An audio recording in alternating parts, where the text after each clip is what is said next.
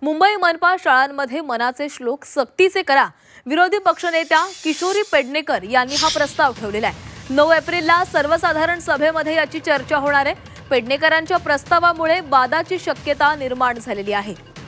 तर मुंबई मनपा शाळेमध्ये मनाचे श्लोक सक्तीचे करण्याची मागणी किशोरी पेडणेकरांकडून करण्यात आलेली आहे आणि या संदर्भातला प्रस्ताव त्यांनी ठेवलेला आहे. 9 एप्रिलला सर्वसाधारण सभेमध्ये याची चर्चा होणार आहे. पेडणेकरांच्या प्रस्तावामुळे वादाची शक्यता निर्माण झाली आहे.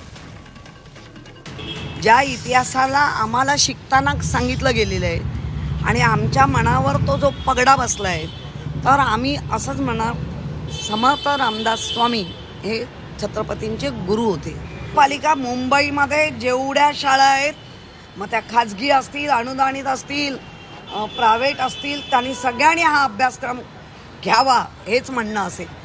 शाळांमध्ये काय असं काही नाही आहे ना, शाळांमध्ये सर्व धर्मीय मुलं शिकतात आणि आपल्याला छोट्या मुलांवर चांगले परिणाम, देशासाठी प्रेम करणारी मुलं आणि संपूर्ण जिथे जिथे कुठे राहतो त्या याच्यावरती प्रेम करा आणि चांगलं वर्तन करा हे सांगण्यासाठी आम्ही सर्व शाळांमध्ये, जर आमच्या महाराष्ट्रात मराठी कंपल्सरी आहे तर आमच्या मुंबईतल्या सर्व शाळांमध्ये हा मनाच्या श्लोकाचा 15-20 मिनिटाचा जो पिरियड आहे तो घ्यावा आणि त्या शिकवावा. उच्चार चांगले होतात, स्मरणशक्ती वाढते.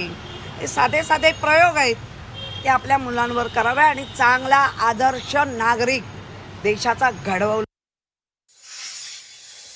तर मुंबई मनपा शाळांमध्ये मनाचे श्लोक सक्तीचे करावेत अशी मागणी किशोरी पेडणेकरांकडून करण्यात आलेली आहे. या संदर्भात 9 एप्रिलला सर्वसाधारण सभेमध्ये चर्चा देखील होणार आहे. मात्र या प्रस्तावामुळे वादाची शक्यता निर्माण झालेली आहे. ज्या पद्धतीनं महाराष्ट्रामध्ये मराठी सक्तीची आहे, मराठी बोललंच पाहिजे, त्या पद्धतीनं मुंबईतील मनपा शाळांमध्ये मनाचे श्लोक सक्तीचे करावे अशी मागणी किशोरी पेडणेकरांनी केलेली आहे आणि या संदर्भात त्या लवकरच प्रस्ताव देखील मांडणार आहेत. 9 एप्रिलला सर्वसाधारण सभेमध्ये या प्रस्तावावर चर्चा केली जाईल.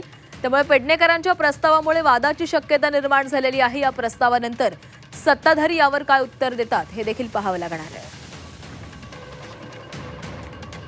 तर मुंबईतील मनपा शाळांमध्ये मनाचे श्लोक सक्तीचे करा. विरोधी पक्षनेत्या किशोरी पेडणेकर यांनी हा प्रस्ताव ठेवलेला आहे. येत्या 9 एप्रिलला महापालिकेच्या सर्वसाधारण सभेमध्ये या संदर्भात चर्चा केली जाणार आहे.